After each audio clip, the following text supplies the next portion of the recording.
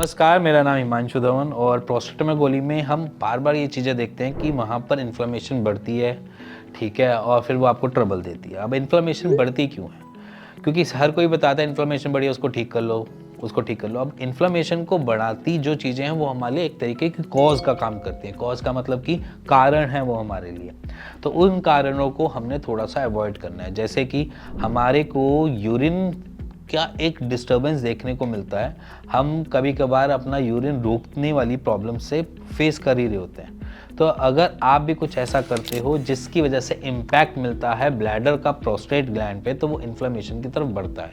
इसी के साथ अगर मैं बात करी जाए तो जहाँ पर भी हम देखते हैं कि सेटल्ड है, मतलब कि अगर आप हमेशा बैठे रहते हैं और बैठे ही रहते हैं, समझ रहे हो ना, तो वहाँ पर भी हम देखते हैं कि थोड़ी बहुत इन्फ्लेमेशन आने के चांसेस बढ़ जाते हैं, ठीक है। या फिर आपकी कोई फिजिकल एक्टिविटी ना है पूरे दिन में तो भी, तो इसीलिए फिजिकल एक्टिविटी ज़रूरी बोली जाती है, इसीलिए साइकिल बोली जाती है, इसलिए थोड़ी बहुत ब्रिस्ट वॉक वगैरह कहा जाता है कि अगर आपको प्रॉब्लम है तो आप इन सारे इश्यूज़ के साथ फाइट करो, पर थोड़ा बहुत एक्सरसाइज के साथ। इसी के साथ हमारा खाना पीना भी मैटर करता है। कुछ ऐसे खाने पीने की चीज़ें जो इन्फ्लेमेशन कॉज करती है, वो एक लिस्ट मैं आपके सामने रख रहा हूँ, ये इन्फ्लेमेशन कॉज करेगी। तो इन सारी चीज़ों को थोड़ा टाइम अवॉइड कर दो, जिसकी वजह से इन्फ्लेमेशन वहाँ पे बढ़ेगी नहीं और आपकी प्रोस्टेटामेगाली का साइज़ बढ़ेगा नहीं, तो उसको सेटल करने में आराम मिलेगा। अब जनरली क्या होता है, प्रोस्टेट ग्लैंड खुद से एनलार्ज होता है, तो एनलार्जमेंट में भी इन्फ्लेमेशन होती है, अपनी खुद की इन्फ्लेमेशन होती है।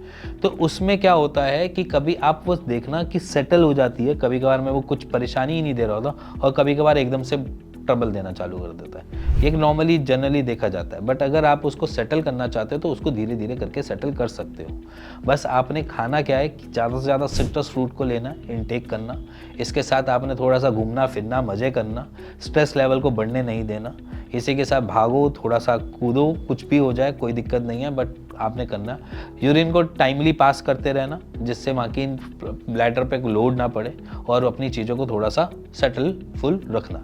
इसी के साथ मेरे हिसाब से ये सारी चीज़ें कॉम्बिनेशन मिलाकर आपकी इन्फ्लेमेशन को थोड़ा कम करने में आराम करेंगी। और इसी के साथ आपकी कुछ एक्सरसाइज, अगर आप बहुत बिगिनिंग लेवल पे एक्सरसाइज करना मांग रहे हो प्रोस्टेटामेगाली में, तो मैंने एक बहुत ईजी एक्सरसाइजेज बना रखी हैं, मैं उसका लिंक डिस्क्रिप्शन में डाल दूंगा, जाकर वो देख सकते हो। इजी एक्सरसाइजेज हैं और घर बैठे आप कर भी सकते हो, कुछ नहीं है, चेयर पे उठना बैठना, ऐसी एक्सरसाइजेज हैं जो हम स्टार्टिंग लेवल पे कहते हैं कि एट दिस एज, जहाँ पर हमारी एज जो है वो अप्रॉक्सीमेटली 50 के नियर बाय पहुँच जाती है, तो हमारे थोड़े बहुत घुटने बोल रहे हैं, कभी कुछ बोल रहे हैं, तो वहाँ पर ये चीज़ एक्टिवली आपके ऊपर परफॉर्म करने पर आपको प्रोस्टेटामेगाली में भी थोड़ा थोड़ा आराम मिलेगा।